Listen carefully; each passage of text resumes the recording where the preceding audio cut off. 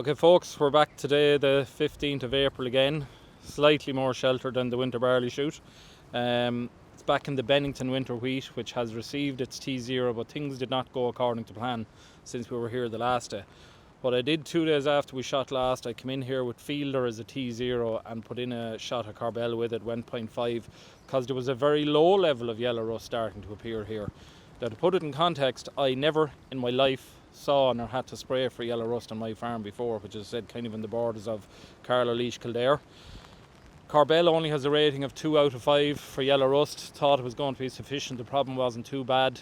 It didn't hold it, and I had to come back here about 7 days ago with an extreme yellow rust problem. There was yellow circles showing all over the field, and I came in with 0.5 of pyraclostrobin, and I went with 0.75 of my product variant, which is Prochlorase, Thalius and Folicure. The pyraclostrobin is very good on yellow rust. The Folicure is good on yellow rust. That's not ideal what we did, that we came back with a T0.5, if I call it that, before the T1. A lot of people have agonised over what should we have done or should we do if we're not ready for a T1 and we have yellow rust. This is how simple I would rationalise it. Did I have yellow rust? Yes. Was it moving like wildfire through the crop? Yes. Can it reduce yield by 50%? Yes. So there was no question, I had to treat. The treatment I went with, you could argue I shouldn't have used the triazole, but we needed to knock it down. I picked the variant, which had the Folicure in it. The Prochlorase is not a triazole. In my T1, which is probably about a week away because leaf 3 is about half emerged here, or a third emerged as I look at it, I'm going to go with Trioris rubric, so I'll have alternated from Folicure over to rubric. It's not ideal that I put on that triazole at that in-between spray between T0 and T1, but there was no choice. As I said, yellow rust could knock 50% of the yield. So we did that. The mildew has now had 3 hits. It's had Thalius twice, once within Fielder, once within Varian. I also used the Midas. There's no active mildew anywhere here on the crop. Again, some people haven't done that, and it's something I would highlight we should just be aware of, keep your eyes open for. If you have a basal level of mildew infection down there that you haven't treated, that the weather has beaten down, be aware that could jump back later. So for those of us who didn't go with the Thalius or Midas now, keep alert. If you get warm, muggy weather, you will get mildew back and you're going to have to hit it hard.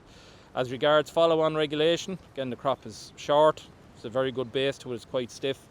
I would have again budgeted on maybe 1.25 litres of Turple on the wheat. Maybe I'll only need 1 litre. We'll see what happens.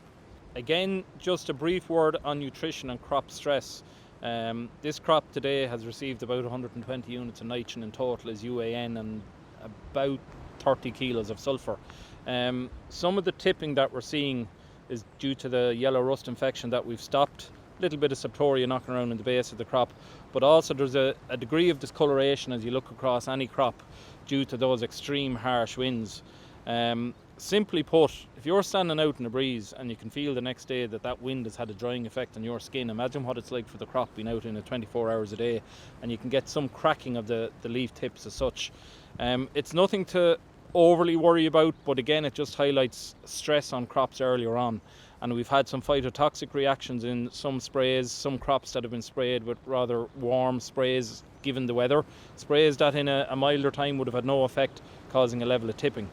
Again, not a lot we can do, just make sure your basic nutrition is correct in the crop, that you have all your trace elements on and you have your P's and your K's there.